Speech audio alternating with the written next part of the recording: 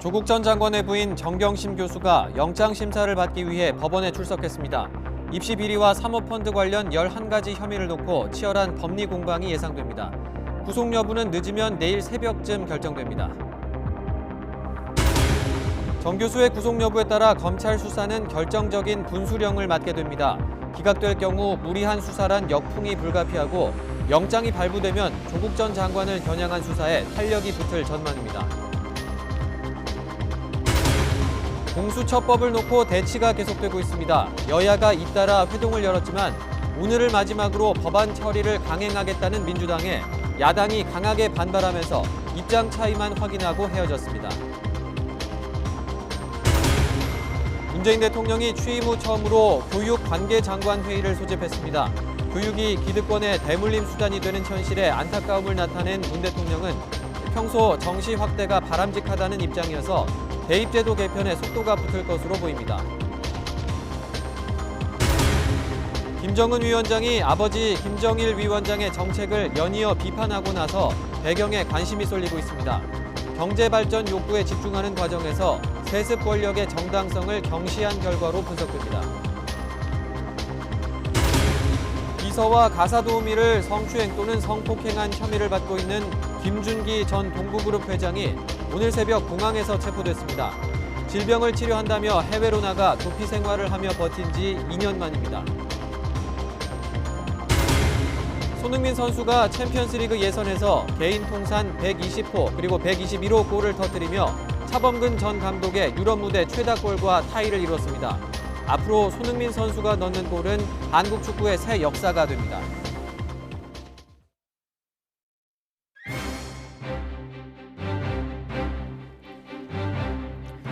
뉴스큐 2부 시작합니다. 조국 전 법무부 장관의 부인 정경심 교수가 구속 갈림길에 서 있습니다. 수사가 시작된 이후 처음으로 포토라인에 서게 된 정경심 교수. 성실하게 임하겠다는 짧은 입장을 밝혔는데 검찰과 정 교수의 운명을 가를 영장 심사 결과는 자정을 넘겨서 내일 새벽쯤에 나올 것으로 전망되고 있습니다. 먼저 강희경 기자의 보도입니다. 회색 정장 차림의 정경심 교수가 검찰 차량에서 내려 법원으로 걸어옵니다. 조국 전 법무부 장관 관련 수사가 시작된 지 2달 만에 구속영장 심사를 받기 위해서입니다. 그동안 7차례에 걸쳐 검찰의 비공개로 소환된 정 교수는 두 손을 모은 채 처음으로 포토라인에 섰습니다. 성실히 임하겠다는 짧은 입장만 밝힌 채 혐의에 대한 질문에는 아무 답 없이 법정으로 향했습니다. 국민 앞에 서셨는데 심경 한 말씀 부탁드리겠습니다. 재판에 성실히 임하겠습니다. 표창장 위조한 혐의 인정하십니까? 구속영장 심사는 오전 11시쯤 시작해 늦은 오후까지 이어졌습니다. 검찰이 적용한 혐의만 11가지에 이를 만큼 내용이 방대한 데다 검찰과 변호인 측 공방도 치열했기 때문입니다. 영장 심사에서는 3가지 큰 의혹인 자녀 입시 비리와 사모펀드 비리, 증거인멸 정황에 대해 검찰과 변호인 측이 번갈아가며 입장을 밝혔습니다. 검찰은 정 교수가 입시 제도의 공정성과 객관성을 무너뜨렸고 공직자의 배우자로서 펀드 관련 불법에 가담해 이익을 도모했다며 사안의 중대성을 강조한 것으로 전해졌습니다. 증거인멸 우려가 있다며 구속수사 필요성도 강조한 것으로 알려졌습니다. 모든 것이 오해에 불과하다며 반박해온 정 교수 측은 수사 과정에서와 마찬가지로 혐의 대부분을 부인한 것으로 전해졌습니다. 이와 별도로 뇌종양과 뇌경색 등 정 교수의 건강 문제도 변수로 작용할 가능성이 있습니다. 정 교수는 영장 심사를 마친 뒤 결과가 나올 때까지 서울구치소에서 대기할 것으로 보입니다. YTN 강희경입니다. 네, 이렇게 구속 갈림길에 선 정경심 교수에게는 모두 11가지 혐의가 적용됐습니다. 그 가운데 증거인멸 의혹 그리고 건강 상태에 대한 판단이 구속 여부를 가를 주요 쟁점이 될 것으로 보입니다. 이번엔 이경국 기자가 보도합니다. 정경심 교수가 받는 11개 혐의는 크게 자녀 입시 부정과 사모펀드, 증거인멸 관련 의혹으로 나뉩니다. 우선 위조된 표창장으로 입시 전형을 방해하거나 딸을 동양대 연구보조원으로 허위 등록해 수당을 챙긴 의혹 등에는 업무방해를 포함한 5가지 혐의가 적용됐습니다. 사모펀드 투자와 관련해선 운용사에 차명 투자하고 투자처 경영에 개입한 의혹으로 자본시장법 위반 등 4개 혐의가 구속영장 청구서에 기재됐습니다. 증권사 직원을 동원해 하드디스크를 교체한 건 증거 은닉 교사, 블라인드 펀드라서 투자 내역을 알 수 없다는 허위 보고서를 만들도록 한 의혹에 대해선 증거 위조 교사 혐의가 포함됐습니다. 검찰은 특히 증거인멸 정황에 주목해 구속수사가 필요하다고 강조했습니다.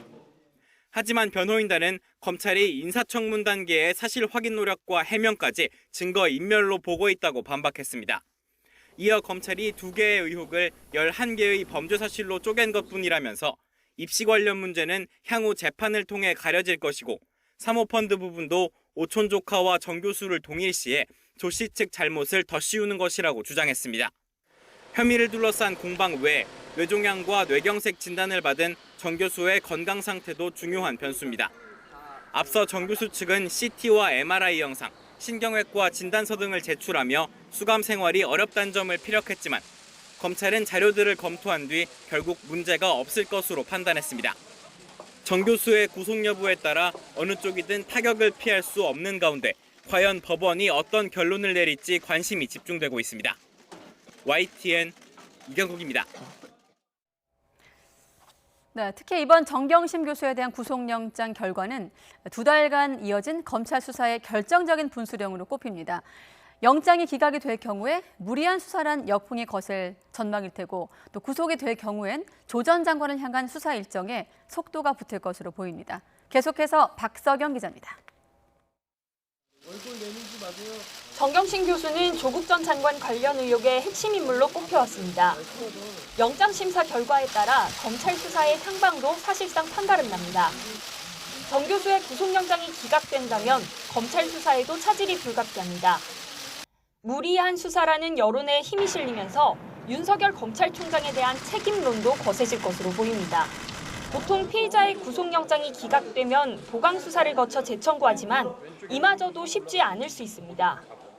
반대로 법원이 혐의가 어느 정도 소명됐다고 판단해 구속영장을 발부한다면 수사의 정당성을 둘러싼 논란은 일단락될 수 있습니다. 나아가 검찰 수사의 종착지인 조 전 장관 조사 계획에도 속도가 붙을 것으로 보입니다. 구속영장 청구서에 기재된 정경심 교수 혐의에는 서울대 허위 인턴 증명서 입시 활용 등 조 전 장관이 직간접적으로 얽혀있는 부분들이 있습니다. 조범동 씨가 정경심 교수의 혐의에 관해서 굉장히 중요한 요소가 되는 공동 피의자였던 것처럼 이제 조국 전 장관에 관한 수사에 있어서도 정경심 교수의 혐의가 소명되는 것이 굉장히 중요한 부분이기 때문에 지난 8월 말 대대적인 압수수색과 함께 조 전 장관 일가 수사가 시작된 지 2달. 여론마저 양극단으로 쪼개진 가운데 법원의 결정에 촉각을 곤두세우고 있습니다. 구속이냐 기각이냐 영장 심사 결과에 따라 검찰 측이나 정 교수 측 가운데 한쪽은 신뢰에 치명상을 입게 될 가능성이 커 후폭풍이 만만치 않을 것으로 보입니다. YTN 박서경입니다. 네, 공수처법을 놓고 여야 대치가 계속되고 있는 가운데 오늘 여야가 다시 만나서 공수처법 처리 또 선거법 개정 방안을 놓고 협상을 벌였습니다. 오늘 협상을 마지막으로 법안 처리를 강행하겠다는 민주당에 반해서 한국당을 포함한 야당은 반발하고 있어 접점 찾기가 쉽지 않아 보입니다. 국회로 가보겠습니다. 이승배 기자. 네, 국회입니다. 네, 오후에 여야가 만났는데 비공개 회의였죠? 예, 그렇습니다. 민주당과 한국당, 바른미래당 이렇게 여야 교섭단체 3당이 머리를 맞대고 1시간 20여 분 동안 비공개 협상을 벌였습니다. 핵심 안건이었던 공수처법 처리를 놓고 여러 의견을 나눴지만 결과적으로는 서로 입장차만 확인하고 끝났습니다.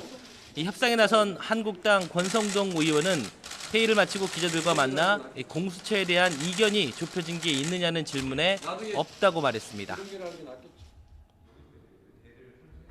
수사권과 기소권이 결합된 공수처를 설치하는 것은 우리는 반대다. 저는 기본적으로 반대다. 라고 의사표시를 했고. 민주당 송기현 의원은 오늘은 그래도 조금 가능성을 봤다면서 여러 전제 조건이 있다면 협상이 완전히 불가하지는 않다 이렇게 말을 했습니다. 수사 단서를 좀 제한한다든지 아니면 수사 대상에 대한 범죄를 잠깐 줄인다든지 하는 형식으로 해서 또 각 다른 당의 의견을 우리 충분히 검토할 수 있다는 생각을 했습니다. 바른미래당 권은희 의원 등 원내대표를 뺀 실무위원 3명은 일단 오늘 30일 오후 3시에 다시 만나서 논의를 해보자고 했습니다. 애초 민주당은 오늘 협상이 마지노선이고 한국당이 거부를 하면 29일 상정하겠다고 예고를 한 상태여서 그렇다면 30일 날 실무진 회동 전에 법안이 상정될 가능성이 있는지도 물어봤는데요. 민주당 송기헌 의원은 본회의에 상정할지는 국회의장이 결정한 문제고 실무진 입장에서는 얘기할 건 아닌 것 같다고 즉답을 피했습니다. 네, 그리고 새로 부상한 쟁점, 이 군 인권센터가 공개한 이른바 계엄령 문건 논란도 계속되고 있습니다. 민주당에서 여기와 관련된 추가 폭로가 나왔다고요? 예, 그렇습니다. 오늘 아침 민주당 박주민 최고위원이 문제를 제기했습니다. 검찰도 당시 대통령 권한대행이던 한국당 황교안 대표에게 문건 내용이 보고됐을 것으로 봤다는 겁니다. 직접 들어보시겠습니다. 피의자인 황교안이 참여한 공식 행사에 조현천 당시 기무사령관이 4회 참석한 정황이 나타나는 등 조현천이 피의자 황교안에게 본건 개헌 문건을 보고했을 가능성을 배제할 수 없다. YTN 취재진이 직접 해당 문건을 입수를 해서 내용을 살펴봤는데요. 촛불 계엄령 문건의 키맨, 핵심 피의자인 조현천 전 기무사령관이 황교안 전 대행이 참여한 공식 행사에 참석한 정황이 나타났고 황 전 대행에게 보고했을 가능성을 배제할 수 없다 이렇게 적혀 있습니다. 다만 황 전 대행이 계엄 문건 작성에 관련됐다는 증거는 발견되지 않았다는 단서도 달려 있습니다. 민주당은 당 자체적으로 계엄령 문건과 관련한 진상 규명 작업에도 착수하겠다면서 한국당을 겨냥해 공세를 폈습니다. 이에 대해 국회 국방위원회 소속 한국당 이주영 의원은 군 내부나 합동수사단의 핵심 인사가 여당 의원과 작당해서 군사기밀을 함부로 누설한 군기문란 행위의 전형이자 제1야당 대표를 흠집낸 최악의 정치공작 작태라고 반발을 했습니다. 앞서 황교안 대표도 문건 같은 건 본 일도 들은 일도 없다고 강조를 했고 한국당은 의혹을 제기한 군 인권센터 관계자를 검찰에 고발하면서 강력 대응에 나선 상황입니다. 지금까지 국회에서 YTN 이승배입니다. 네, 바른미래당 비당권파가 손학규 대표의 당비 대납 의혹을 제기하면서 중앙선거관리위원회 조사를 의뢰했습니다. 손학규 대표와 당권파 측은 사실 무근이라고 일축을 했지만 진실 공방이 이어지면서 바른미래당 내분이 격화하고 있습니다. 오철희 기자입니다. 당비를 그러니까 내일 아마 당비에 대해서 아마 재밌는 사건이 터질 테니까 개봉박두 기다려주세요. 이준석 전 최고위원이 언급한 사건은 바로 손학규 대표의 당비 대납 의혹이었습니다. 올해만 최소 7차례 모두 1,700여만 원에 달하는 손학규 대표의 당비가 다른 사람 계좌에서 입금됐다는 겁니다. 정당법과 바른미래당 당헌당규에는 자신의 당비를 타인이 부담할 경우 1년간 당원 자격이 정지된다며 중앙선관위에 조사까지 의뢰했습니다. 선관위 측에도 문의한 바 정치자금법과 정당법 그리고 형법의 배임수증죄 등에 있어 매우 심각한 처분을 받을 수도 있는 사안입니다.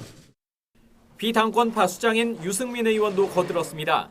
문제를 제기한 이준석 최고와 충분히 상의를 해서 우리 변혁 전체 이름으로 대응하겠다는 말씀을 분명히 드립니다. 손학규 대표 측은 입출금 거래 내역 등 증빙 자료까지 취재진에게 배포하면서 사실 무근이라고 발끈했습니다. 손학규 대표가 직접 현금으로 당비를 비서에게 줬고 비서가 당 관계자를 통해 냈다는 겁니다. 손학규 당비를 냈다고 그러면 손학규 이름으로 해서 냈겠지 자기 이름으로 했겠느냐 이게요. 젊은 사람들이 정치를 좀 제대로 배웠으면 좋겠습니다. 정치를 이렇게 치사하게 해서. 오히려 이준석 전 최고위원이 당비 500만 원을 내지 않았다며 허위 사실에 대한 응분의 책임을 지라고 요구했습니다. 최소한의 확인 절차도 없이 언론들 앞에서 이런 의혹을 제기하는 것은 참으로 무책임한 행동이다. 이에 대해 이준석 전 최고위원은 손학규 대표 퇴진을 주장하면서 최고위원회 회의에도 불참해 당비를 내지 않은 것이라면서 최고위원에게 주는 활동비도 단 한 차례도 받지 않았다고 반박했습니다. YTN 우철입니다. 김정은 북한 국무위원장이 대표적 남북 경제협력 사업인 금강산 사업을 독자적으로 진행하겠다는 의지를 드러냈습니다. 노동당 기관지 노동신문은 김 위원장이 금강산 관광시설을 현지 지도하면서 금강산 관광을 남측과 함께 진행한 선임자들의 의존 정책이 매우 잘못됐다고 비판하고 남측 시설을 철거하라고 지시했다고 전했습니다. 이어 남측과 합의해 금강산에 있는 남측 시설을 싹 드러내고 자연 경관에 어울리는 현대적인 봉사시설을 북한식으로 새로 건설해야 한다고 말했다고 전했습니다. 그러면서 세계적인 관광지로 훌륭히 꾸려진 금강산에 남측 동포들이 오겠다면 언제든지 환영할 것이라고 밝혔습니다.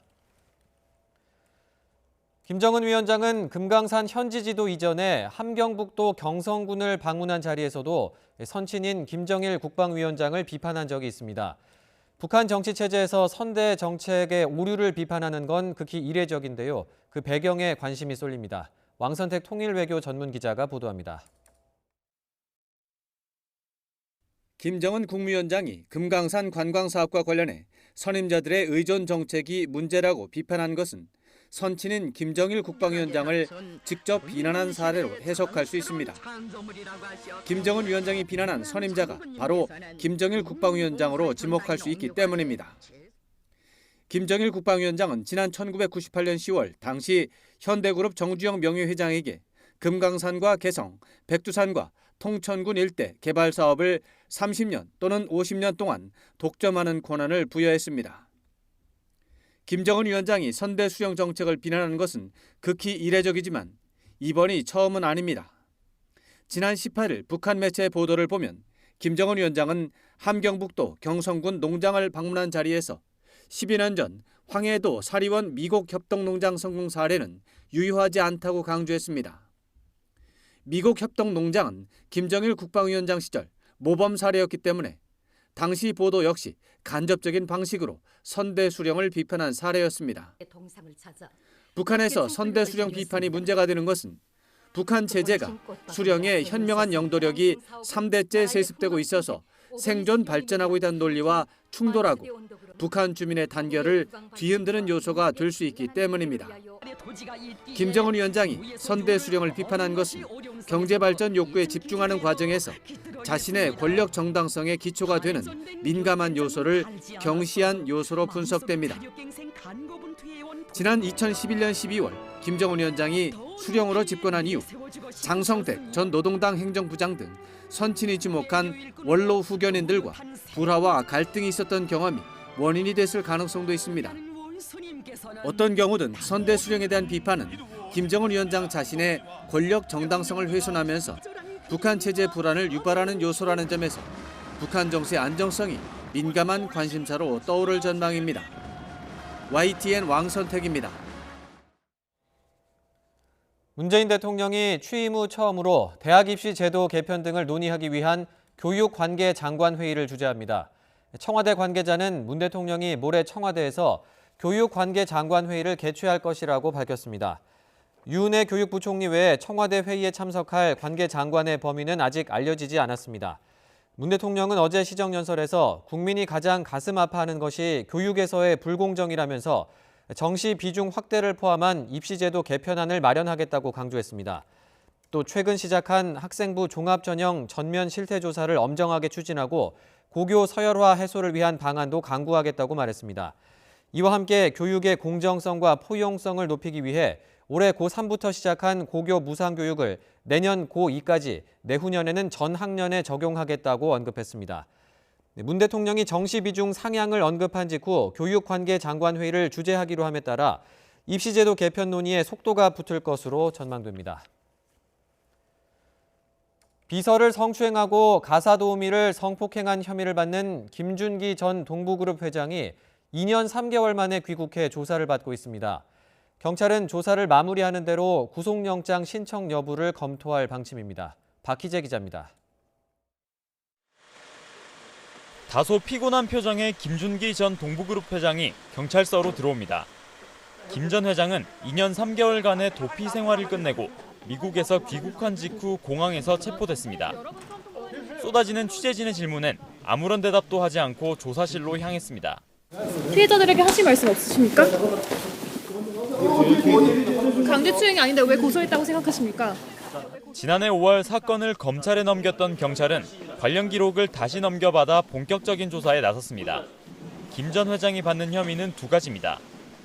지난 2016년 2월에 경기 남양주시에 있는 별장에서 가사도우미 일을 수차례 성폭행한 혐의와 재작년 2월부터 5개월 동안 사무실 등에서 비서를 수차례 성추행한 혐의입니다. 김 전 회장은 일단 합의에 따른 성관계 등을 주장하며 혐의를 모두 부인해왔습니다. 회장님 그럼 혐의 인정하신다는 말씀이세요? 조사 과정에서 진실을 밝히겠습니다. 네, 인정하지 않습니다. 경찰은 과거에 확보한 피해 여성과 참고인 진술 등을 토대로 김 전 회장을 추궁하고 있습니다. 경찰은 조사 결과를 보고 김 전 회장에 대한 구속영장을 신청할지 결정할 방침입니다. YTN 박희재입니다.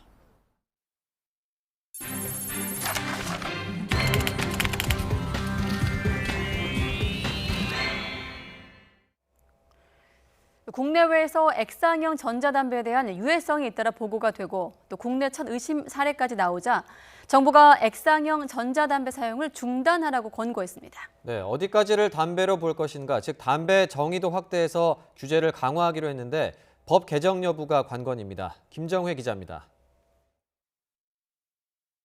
30대 남성 A씨가 호흡곤란과 가슴 통증 증상으로 병원을 찾은 건 지난달 말입니다. A씨는 관련형 담배를 피우다가 6개월 전부터 액상형 담배를 피워왔습니다. 검사 결과 액상형 전자담배에 의한 첫 폐손상 의심 사례로 확인됐습니다. 공중보건에 대한 새 위협으로 판단한 정부는 전 국민을 대상으로 액상형 전자담배 사용을 중단하라고 강력히 권고했습니다. 국내외에서 유해성이 잇따라 보고되고 국내 첫 의심 사례까지 나오면서 강력한 대응이 필요하다고 본 겁니다. 액상형 담배 전자 사용을 중단할 것을 강력히 권고합니다. 특히 아동과 청소년, 임산부 및 호흡기 질환을 앓고 있는 사람들은 절대 액상형 전자담배를 사용하지 마십시오. 더불어 담배의 정의를 확대해 규제도 강화하기로 했습니다. 현행법상 관리되지 않는 연초의 줄기나 뿌리에서 추출한 니코틴 제품도 담배로 보기로 한 겁니다. 담배 제조 수입사는 담배와 연기에 포함된 성분, 첨가물 등 정보를 의무적으로 제출하도록 하고 청소년, 여성을 흡연으로 끌어들이는 담배 속 향기물질 첨가도 단계적으로 금지할 방침입니다. 제품 회수나 판매 금지 조치의 근거를 마련하기 위해 액상형 전자담배의 유해성과 또 폐손상과의 연관성 조사도 빨리 마치기로 했습니다. 통관 수입 과정도 단속을 강화하고 특히 청소년에게 액상형 전자담배를 파는 행위는 강력히 단속할 방침입니다. 하지만 이번 대책은 국회에 계류 중인 법 개정안이 통과돼야 추진할 수 있습니다. 법 개정이 무산되면 액상형 전자담배에 대한 강력한 규제는 다시 원점으로 돌아갈 가능성이 큽니다.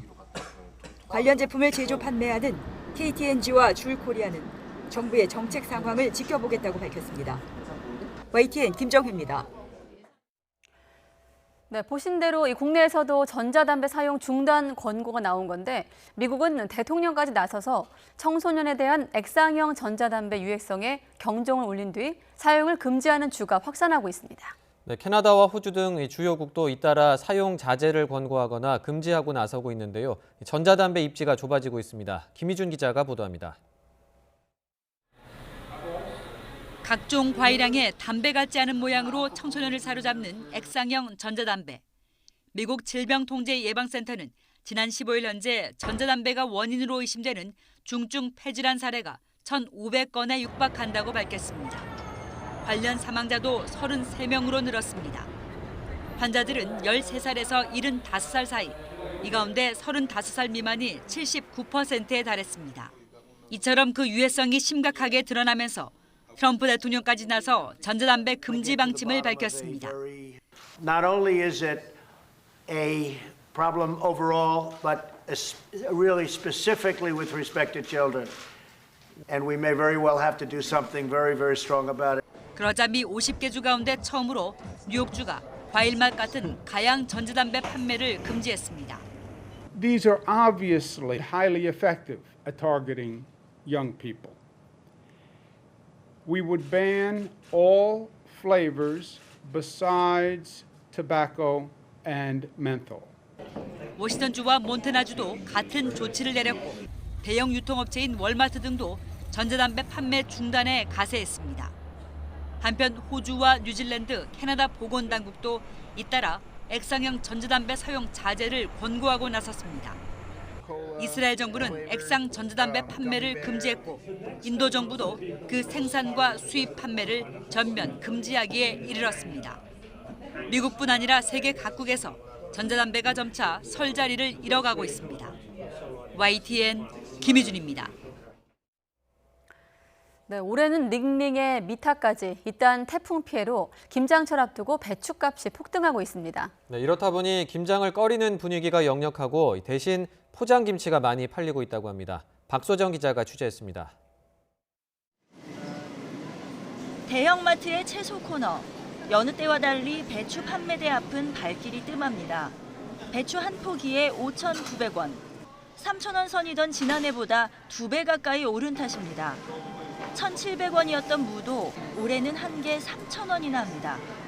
김장철을 앞둔 주부들은 걱정이 앞섭니다. 말리죠. 몰라 금치라고 그러고 먹겠냐고. 안 할 수도 없고 걱정이죠 뭐. 어떻게 하실 생각이세요? 조금만 해야죠 뭐. 최근 4년 동안 10월 배추 소매 가격을 비교하면 올해 들어 눈에 띄게 치솟았습니다. 가을 문턱에 잇따라 휩쓸고 지나간 태풍 때문입니다. 배추와 무는 보통 8월 말에서 9월 초에 파종해 기르는데 특히 배추를 많이 기르는 호남 지역의 피해가 컸던 터라 수확할 물량이 많이 줄었습니다. 10월 말에서 11월 초면 가을 배추가 나오는 시기인데 역시 물량이 많지 않아서 폭등한 가격이 내리기는 어려울 것이란 전망이 나옵니다. 이런 이유로 이번 달 들어서는 포장김치가 유독 잘 팔리기 시작했습니다. 한 마트에서는 지난해 같은 달보다 10%가량 포장김치 매출이 늘었습니다. 요새 배추 가격이 너무 많이 올라가지고 그냥 사서 먹는 게 오히려 더 싸고 맛있더라고요. 최근에 포장김치 수요가 늘고 있어서 평소에는 물량을 넉넉히 공급했는데 워낙 배추값이 오른 상황이라 지금은 수요에 맞춰서 적정한 양을 공급하고 있는 상황입니다. 빨간불이 켜진 김장 물가. 정부는 비축 물량을 풀어 가격을 최대한 안정시키겠다는 입장이지만 추가로 수확할 물량조차 적은 상황이라 이마저도 쉽지 않아 보입니다. YTN 박소정입니다. 서울시가 청년 지원을 대대적으로 확대합니다. 네, 앞으로 3년간 10만 명에게 청년 수당을 주고 4만 5천 명에게는 월세를 지원하기로 했습니다. 이상순 기자가 보도합니다. 서울시가 청년 출발 지원 3종 세트를 내놨습니다. 우선 한 달에 50만 원씩 6개월간 지급되고 있는 청년 수당입니다. 앞으로 3년간 10만 명에게 지급됩니다. 중위소득 기준 150% 이하 중산층에 졸업 후 2년간 미취업 상태인 만 19살에서 39살의 서울 시민이면 누구나 생애 한 번은 받을 수 있는 규모입니다. 이것 때문에 돌아오는 저는 혜택이 훨씬 더 클 것이다. 이런 생각을 하고 마지막으로 그것은 포퓰리즘이 아니라 제가 늘 주장하듯이 이건 리얼리즘이다. 청년들의 이 어려운 상황을 조금이라도 해결하는 데 도움이 되는 일이라면 기꺼이 하겠다. 내년 5천 명, 2021년과 2022년에 2만 명씩 총 4만 5천 명에게 청년 월세가 지원됩니다. 한 달에 20만 원씩 최대 10개월입니다. 중위소득 기준 120% 이하 만 19살에서 39살의 청년 1인 가구가 대상입니다. 기존의 청년 임차 보증금 지원은 소득 기준은 완화되고 지원 규모는 확대됩니다.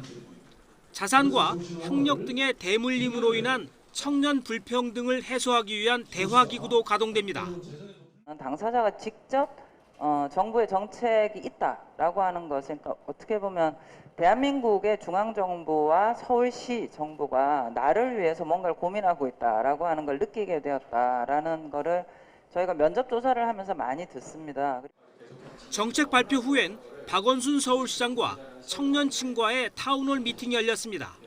청년 수당을 받다가 구직에 성공한 미팅 참여자가 마이크를 잡았습니다. 청년 수당에서 섹션으로 저희는 청년들의 마음 건강을 굉장히 생각하고 있습니다. 그 메시지 자체가 저한테는 사회적으로 위로가 되고 또 사회적으로 치료가 됐었던 것 같아요. 서울시가 이 같은 청년 출발 지원 정책을 실행하기 위해 앞으로 3년간 필요한 예산은 4,300억 원입니다. YTN 이상순입니다. 네, 오는 27일이 영화의 날이라고 하는데 단성사에서 첫 한국 영화가 상영된 날을 기념하는 겁니다. 네, 100년 한국 영화의 역사이기도 한 단성사는 부침을 겪은 뒤에 영화 역사관으로 거듭났습니다. 김혜연 기자입니다. 단성사는 1919년 한국 최초의 영화 의리적 구토를 상영했습니다. 1962년 나운규의 아리랑을 거쳐 1977년 겨울여자 등이 흥행하면서 명문 극장으로 자리 잡았습니다. 1990년대에는 장군의 아들과 서편제가 연달아 흥행하면서 전성기를 맞았습니다. 제 영화 인생 최고의 해를 서편제가 선물해주고 있었던 것 같습니다. 이 단성사를 보고 있으면 늘 서편제가 화려했던 단성사는 복합 상영관 시대가 열리면서 내리막길을 걸었습니다. 여러 차례 재기를 노렸지만 경영 악화로 2008년 부도를 맞았습니다. 이후 지난 2015년 한 중견기업이 건물을 인수해 영화 역사관으로 꾸몄습니다. 하나, 둘, 셋! 각종 영화 포스터와 시나리오, 영화 장비 등 어렵게 보존한 자료 5,500여 점. 한국 영화 100년 흐름을 볼 수 있습니다. 젊은 날에 이렇게 추억이 많은 단성사가 나이 적은 분들도 이곳이 추억이 가득 든 그런 곳으로 생각하고 계속 찾아주기를 소망해요. 역사 속으로 사라질 뻔한 단성사. 이제 지난 100년을 비추는 거울이 돼 한국 영화의 다른 출발을 지켜보고 있습니다. 한국 영화 100년의 뿌리, 이제 1000년의 숲으로 갑니다. YTN 김혜은입니다.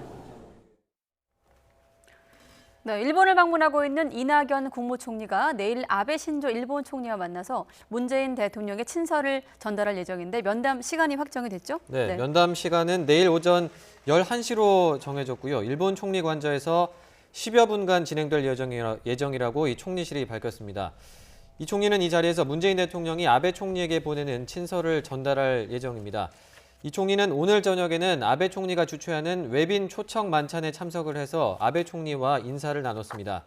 아베 총리와의 면담에 대해서 이 총리는 최대한 대화가 더 촉진되도록 분위기를 만드는 것이 목표라면서 대화를 좀 더 세게 하자는 정도로 나가게 될 것이라고 예상했습니다.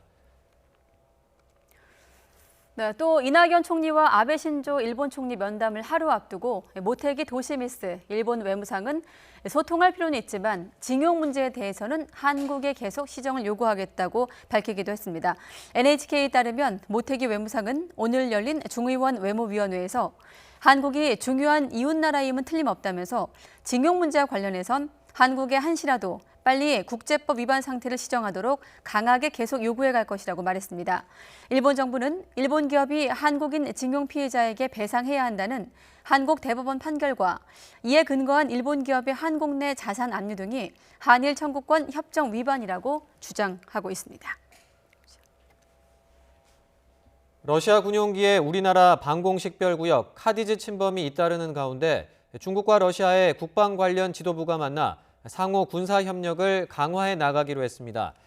중국 공산당 기관지 인민일보는 장여우샤 중국 중앙군사위 부주석이 최근 샹산 포럼에 참석하기 위해 베이징을 방문한 세르게이 쇼이구 러시아 국방장관과 만났다면서 이같이 보도했습니다. 이 자리에서 장여우샤 부주석은 두 나라의 군사관계를 깊이 있게 발전시키자고 했고 쇼이구 장관은 양국 군의 협력 영역과 방식을 계속 혁신하고 전략적 협력을 심화시키자고 말했다고 인민일보는 전했습니다. 앞서 지난 22일 러시아 군용기 6대가 우리나라 방공식별구역 카디즈를 침범했고 지난 7월 23일에는 중국과 러시아 군용기가 동해에서 연합 비행을 하다 카디즈를 무단 진입하기도 했습니다.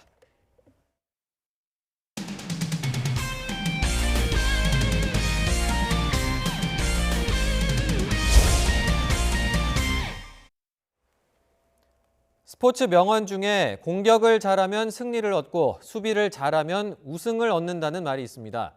어제 한국 시리즈 1차전은 이 명언처럼 수비가 두산과 키움의 희비를 갈랐습니다.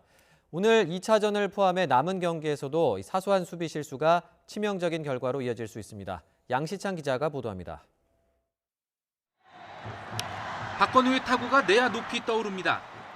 당연히 아웃을 예상한 순간 키움 유격수 김하성의 아찔한 실책이 나옵니다. 야구장 조명에 시야를 가렸는지 낙하 위치를 잘못 잡았습니다. 키움의 수비 불안은 계속됐습니다. 정수빈의 희생 번트도 어영부영 내야 안타로 연결됐습니다. 결정적인 아웃카운트 2개를 날려버린 키움은 결국 끝내기 안타를 맞고 우승 확률 74%를 보장하는 한국 시리즈 1차전을 내줬습니다. 선발 요키치의 보크와 병살 기회를 날린 1루수 박병호의 땅볼 처리, 3루수 김웅빈의 결정적인 실책까지 키움의 모든 실점은 실책으로 시작됐습니다. 키움은 지난 2014년 한국 시리즈에서 실책으로 뼈아픈 패배를 당한 기억이 있습니다. 유격수 강정호가 평범한 땅볼을 더듬으면서 끝내기 안타의 빌미를 내줬고 결국 삼성의 우승을 내주고 말았습니다. 1차전 키움의 수비 불안을 가볍게 볼 수 없는 이유입니다. 초반에 좀 여러 수비 부분에서 아쉬운 부분이 있었기 때문에 좀 힘든 경기를 했는데 내일 잘 준비해가지고 또 수비 차분하게 할 수 있게 잘 준비해서 나오도록 하겠습니다. 반면 정규 시즌 최소 실책 1위 두산의 수비는 가을 야구에서도 빛났습니다. 특히 4회 원아웃 만루 위기를 호수비 2개로 무실점으로 끝낸 장면은 압권이었습니다. 1차전에서 공식 집계된 실책은 두산 1개, 키움 3개. 보이지 않는 실책성 플레이까지 더하면 격차는 더 벌어집니다. 아직 6경기가 남은 한국 시리즈. 앞으로도 작은 실책 하나가 시리즈 향방을 가를 변수가 될 전망입니다. YTN 양시창입니다. 한국 축구의 전설 차범근 전 감독과 어깨를 나란히 한 손흥민은 유럽 1군 무대 데뷔 9시즌 만에 대기록을 작성했습니다. 이제부터 손흥민 선수의 득점이 나올 때마다 한국 축구의 역사가 새롭게 쓰입니다. 손흥민과 차범근, 한국 축구의 현재와 과거를 대표하는 두 전설을 비교해봤습니다. 화면 보시죠. 네, 먼저 유럽 무대 데뷔 나이입니다. 손흥민은 만 18살이라는 어린 나이에, 차 전 감독은 만 25살이라는 다소 늦은 나이에 각각 유럽 무대에 데뷔했습니다. 모두 독일 분데스리가의 문을 두드린 건 같습니다. 손흥민은 이후 잉글랜드 프리미어리그로 옮겨서 뛰고 있지만 차 전 감독은 분데스리가에서만 줄곧 활약을 이어갔습니다. 손흥민의 득점 행보는 차 전 감독과 비교해서 빠른 편입니다. 차 전 감독의 대기록이 11시즌에 걸쳐서 나왔다면 손흥민은 9시즌 만에 차범근 전 감독과 어깨를 나란히 했습니다. 손흥민 선수는 예전에 차범근 전 감독 앞에서 대기록 달성에 강한 의지를 보였다고 하는데요. 직접 들어보시죠. 대단하죠. 처음 레버쿠센의 저 어린 나이로 손흥민 선수를 봤을 때 손흥민 선수가 저를 보더니 아니 제가 선생님 기록을 뺄 겁니다. 그렇게 얘기를 하더라고요. 네, 손흥민이 아직 도전해야 할 기록은 남아 있습니다. 바로 유럽 클럽 대항전 우승컵인데요. 차 전 감독은 유로파리그의 전신인 UEFA컵 우승컵을 2번이나 거머쥐었지만 손흥민은 아직 한 번도 거머쥐지 못했습니다. 지난 시즌 챔피언스리그에서 우승 문턱까지 갔지만 아깝게 준우승을 달성했는데요. 부상만 조심한다면 최소 4-5년 이상은 절정의 골 감각을 보여줄 것으로 기대되는 만큼 앞으로 손흥민이 써나갈 기록에도 관심이 쏠립니다. 네, 자 오른쪽은 11년 전에 북한이 동결 조치했던 고성항 횟집이고 그 옆은 금강산 특구 안에 있는 대동강 은행입니다. 20세기 말 손에 꼽히는 한반도 이벤트였던 소떼 방북으로 문을 열었던 금강산 관광 사업이 물거품 위기를 맞고 있습니다. 최근에 김정은 위원장의 이딴 공개 행보가 선친과는 구별되는 이른바 김정은표 경제 시작을 알리는 것으로 그 시작이 금강산이다 이런 해석도 앞서 들었습니다마는 여전히 지난해 평양 공동선언과 함께 금강산 관광 재개에 대한 기대감이 높은 가운데 수없이 굴곡을 겪었던 금강산 사업이 또다시 악재를 만났습니다. 뉴스 큐레이터였습니다.